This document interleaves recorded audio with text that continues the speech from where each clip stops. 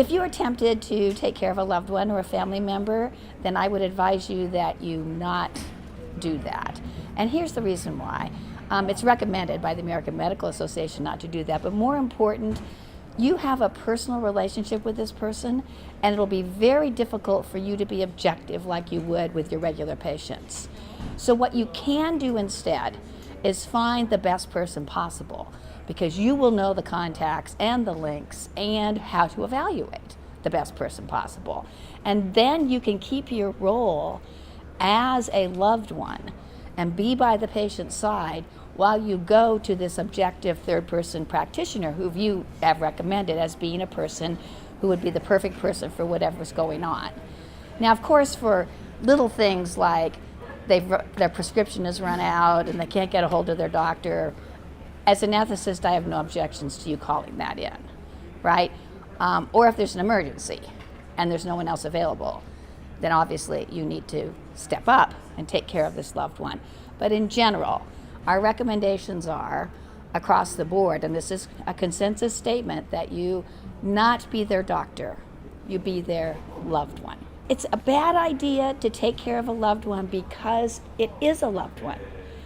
And even though we think we can be objective and just put on our physician hat and do it, we are going to be playing two roles at the same time that are very hard to do. So it's much better to stick with the role of being a loved one and a companion and be by the patient's side and interact together with the objective doctor. I think it's easy to fall into just taking care of your loved one because it's easy and you just think to do it, right? So I think our first impulse is we'll just take care of it because we're in charge and we can handle things.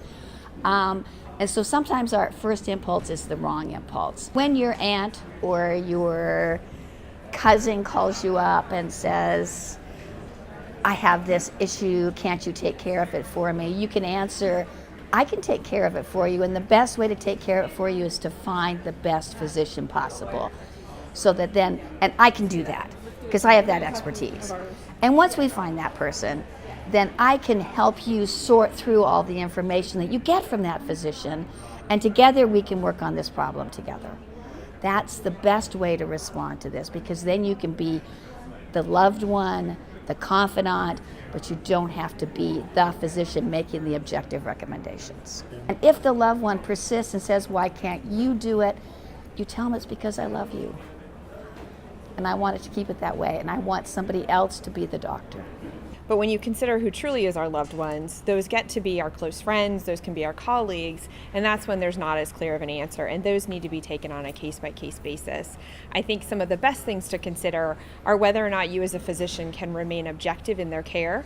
And I think it's also important to remember that it may be hard for you to care for this person and how it will have an emotional tag. So I think that both parties need to consider whether or not the relationship that previously exists can transition to a physician-patient one. Once that decision is made, then I think it's very important that you set guidelines and boundaries of how your relationship has now changed and what roles you have as the patient and have as the physician, and decide what will suit each other.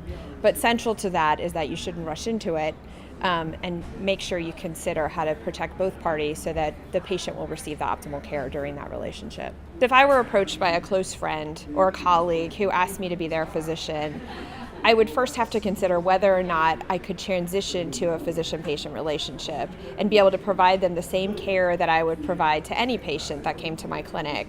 And if the answer at the end of the day was no, I could not, that either it would cause me to treat them differently in any way, then I really should consider referring them to somebody else. This is harder in some communities where there may not be a lot of options for providers, but in many communities there are multiple providers available. And in the case where the patient just sits too close to your heart, I think those are good times to transition to a colleague instead. We face this every day. So say I'm a breast oncologist and I have a close relationship with my son's kindergarten teacher and she's diagnosed with cancer. She will likely come to me and ask that I become her provider. And I really at that time need to consider, how can I set up this relationship? And I think most of the time someone would take on that patient. We're not family, we're probably not close friends, but we certainly have gotten to know each other well.